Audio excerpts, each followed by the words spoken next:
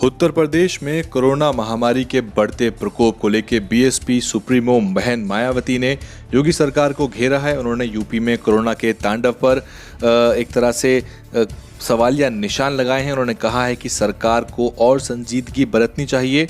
सरकारी दावों के अनुसार देश में उन्होंने कहा कि संक्रमण हालांकि कम हो गया है, लेकिन मौतों की संख्या बढ़ रही है। ऐसे में इससे मुक्ति के लिए हर स्तर पे प्रयास करने होंगे।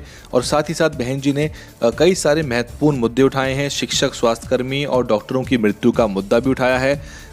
उत्तर प्रदेश में लगातार सरकारी दावों और ज़मीनी हकीकत में बहुत से फ़र्क देखने को मिल रहे हैं। तो बहन जी ने कोरोना से बढ़ती हुई मौतों की संख्या पर चिंता जताई है। आप देख रहे हैं DNN हिंदी, मैं हूं वैभव कुमार। इस रिपोर्ट में आपको बताएंगे कि बहन जी ने क्या कुछ कहा है उत्तर प्रदेश की कोरोना की स्थिति पे। साथ ही साथ अखबारों में और सोशल मीडिया पर क्या तस्वीर उत्तर प्रदेश की निकल के आ रही है, सरकारी दावों और ज़मीनी हकीकत में कितना अंतर है, इसकी भी पड़ताल करने की कोशिश करेंगे।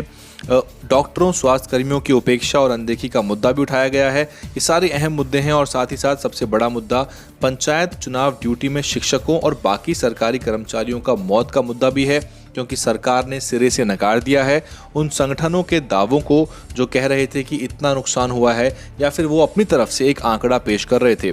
बीएसपी सुप्रीमो मायावती उत्तर प्रदेश में कोरोना से मचे हाहाकार को लेकर लगातार मुखर रही हैं और वो ट्वीट करके भी अपनी जनता की जो पीड़ा है उसको सरकार तक पहुंचाती रहती हैं। बहन जी ने डॉक्टरों और स्वास्थ्यकर्मियों की नौकरी के दौरान हुई मृत्यु का मामला भी ट्वीट करके उठाया है। उनका कहना है कि सरकारी उपेक्षा और अनदेखी का शिकार हो रहा है ये वर्ग, जिनको फ्रंटलाइन वर्कर कहा जाता है। और उत्तर प्रदेश के गांव में जिस तरह से अब कोरोना का प्रकोप देखने को मिल रहा है, उसको लेके बहन जी चिंतित नजर आईं। उन्होंने कहा कि परिजन इतने ज़्यादा असहाय और गरीब हैं कि वो ठीक प्रकार से दाह संस्कार भी नहीं कर पा रहे। साथ ही साथ पंचायत चुनाव में ड्यूटी में शिक्षकों और बाकी सरकारी कर्मचारियों की मौत पर भी वो खासी चिंतित नजर आईं।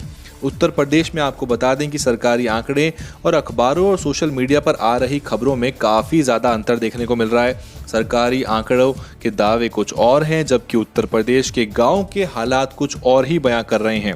बहन जी ने शिक्षकों की मौत का मुद्दा ऐसे समय में उठाया है जब ये मुद्दा पहले से ही गरमाया हुआ था। एक नज़र डाल लेते हैं उत्तर प्रदेश में जो कोरोना की खबरें हैं, अखबार क्या कहते हैं।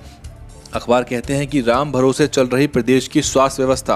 ये हाई कोर्ट ने उत्तर प्रदेश को एक फटकार लगाई थी सरकार को। उनका कहना है कि ग्रामीण इलाकों में सुविधाओं के अभाव और कम जांच पर अदालत की टिप्पणी निकल के आई थी। तो उत्तर प्रदेश में जो 20 करोड़ से भी ज़्यादा की आबादी वाला राज्य है भारत का, और इस तरह की शर्मनाक तस्वीरें निकल के आ रही हैं। जहाँ बलिया का ये मामला है, टायर पे शव रखकर पेट्रोल से जलाया गया, पुलिसकर्मी निलंबित हुए हैं। बलिया की ये खबर है, लेकिन इस तरह के एक नहीं कई मामले निकल के लगातार सामने आ रहे हैं। और हाईकोर्ट कहती है राम भरोसे चल रही है यूपी की स्वास्थ्य व्यवस्था, मरीजों के इलाज में बद इंतजामी पर अदालत की सख्ती कायम। विभिन्न इलाकों में इस तरह की तस्वीरें निकल के आ रही हैं, जहां अखबार कहते हैं कि गंगा किनारे 1 किलोमीटर दायरे में इतनी लाशें की गिनती करना भी मुश्किल। दैनिक भास्कर लगातार अच्छी रिपोर्ट कर रहा है। उसने बहुत सारे रिपोर्टर ज़मीन पे उतारे हुए हैं। प्रयागराज के ये तस्वीरें हैं जहां पे सैकड़ों लाशें दफन मिली हैं। और ये तस्वीरें मैं आपको बता दूं कि अंतर्राष्ट्रीय स्तर पे भी देखने को मिल रही हैं। न्यूयॉर्क टाइम्स से लेके बड़े बड़े जो अखबार हैं, जो इंग्लिश मीडिया है, वो इसको दिखा रहा है। और उत्तर प्रदेश में हालात ये हैं कि हाईकोर्ट कहता है कि यही हाल रहा तो उत्तर प्रदेश के लोगों को तीसरी लहर में धकेल दिया जाएगा, और जो सवाल उठा रहे हैं उनके ऊपर भी कार्रवाई हो रही है। बीजेपी के खुद विधायक कहते हैं कि जवाब ज़्यादा बोलेंगे तो देशद्रोह या राजद्रोह लग जाएगा। ये भाजपा विधायक की स्थिति है और इस तरह की तस्वीरें उत्तर प्रदेश में आए दिन देखने को मिल रही है। वहीं उत्तर प्रदेश के गांव में आलम यह है कि स्वास्थ्य सुविधाएं बिल्कुल नहीं है। लोग अपनी खाटों पे लेटकर पेड़ों से बांधकर ड्रिप लगवा रहे हैं, उनको वहां से IV फ्लूइड्स मिल रहे हैं। शिक्षकों का मुद्दा गर्मा गया है, क्योंकि संगठनों ने दावा किया है कि 1600 से अधिक शिक्षकों की पंचायत चुनाव की ड्यूटी में मौत हो गई, लेकिन सरकार का कहना है केवल 3 शिक्षकों की मौत हुई है। एक प्रेस नोट जारी हुआ है, इस प्रेस नोट को आप देखिए।